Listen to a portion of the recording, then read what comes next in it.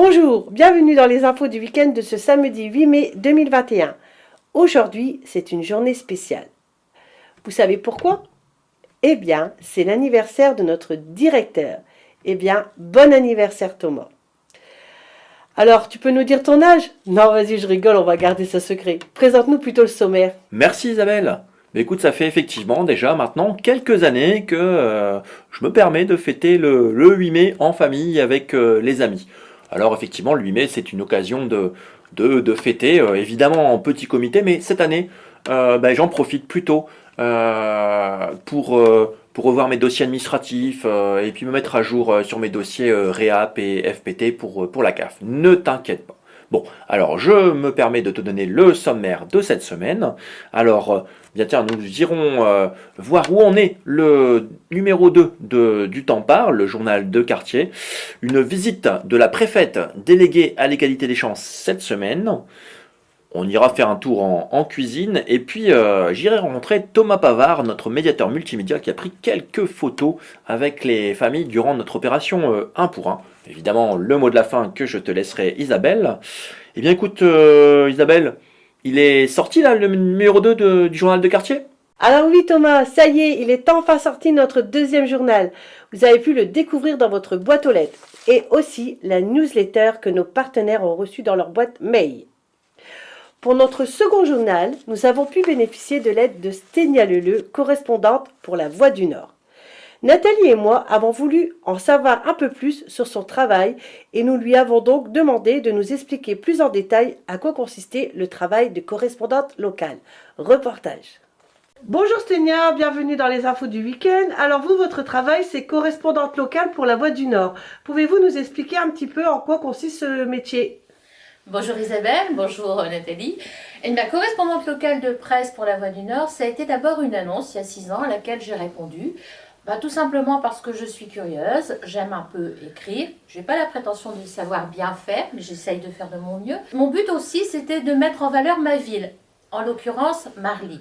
Depuis, j'ai un petit peu débordé sur le Valenciennois et l'Auningeois. Même un petit peu aussi sur Saint-Amand. Donc, correspondante locale de presse, c'est aller à la rencontre des personnes. Les anonymes, les associations, les sportifs, les professeurs, tous les corps de métier. J'avoue que je n'aime pas trop ni la politique, ni la religion. J'aime mieux mettre en valeur les personnes, mettre en valeur leurs talents, leurs compétences, leur génie aussi quelquefois, leur sensibilité. Voilà. Tout ce qu'est un correspondant local de presse de La Voix du Nord. Mettre en avant toutes les personnes qui peuvent l'être. Pour leurs petites astuces, les découvertes qu'elles peuvent nous faire, leurs passions. Dernièrement, j'ai rencontré un passionné d'histoire, une dame qui faisait des émaux.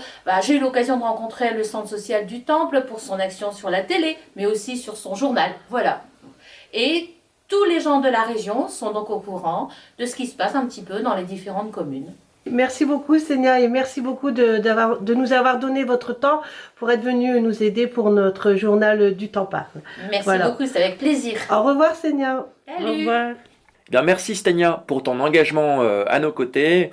Eh bien, longue vie à Du Temps Parle, notre journal de quartier. Sans transition, cette semaine, nous avons reçu la préfète déléguée à l'égalité des chances, Camille Tubiana.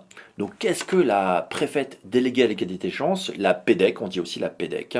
Eh bien, c'est la personne qui anime et coordonne à l'échelle de la région l'ensemble des dispositifs de l'État avec les acteurs locaux, les élus locaux, les acteurs associatifs dans les domaines de la formation, l'éducation, la prévention, le logement, la rénovation urbaine et également la cohésion sociale, la citoyenneté.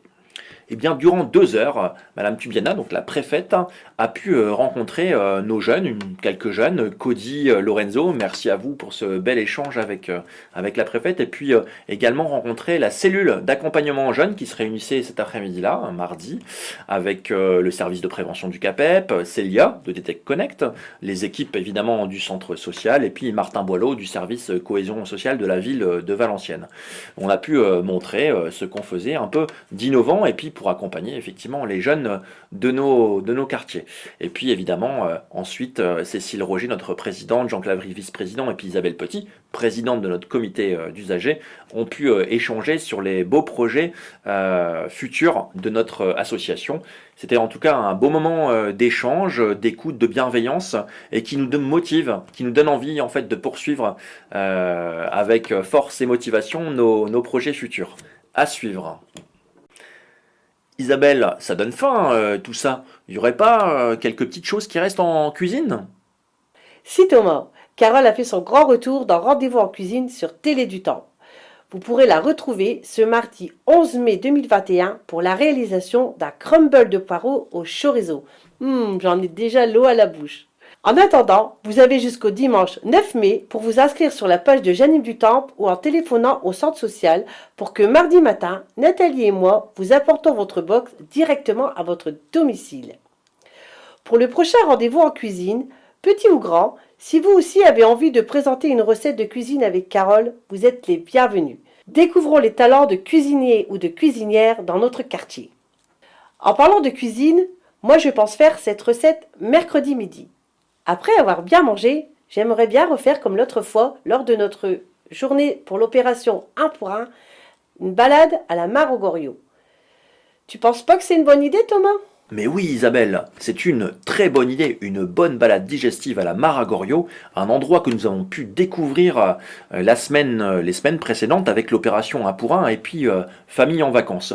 Ça me donne l'idée, je vais aller rencontrer Thomas Pavard, notre médiateur multimédia qui avait animé ces séances nature autour de l'initiation à la photographie. Je sais qu'il y a des magnifiques clichés qui ont pu être pris par l'ensemble des participants. Je vais aller faire un point avec lui sur quoi ? Sur ses photos, reportage. Bonjour Thomas. Bonjour Thomas. Eh bien écoute, ces balades à la Mare à Goriot, j'en reparlais avec Isabelle.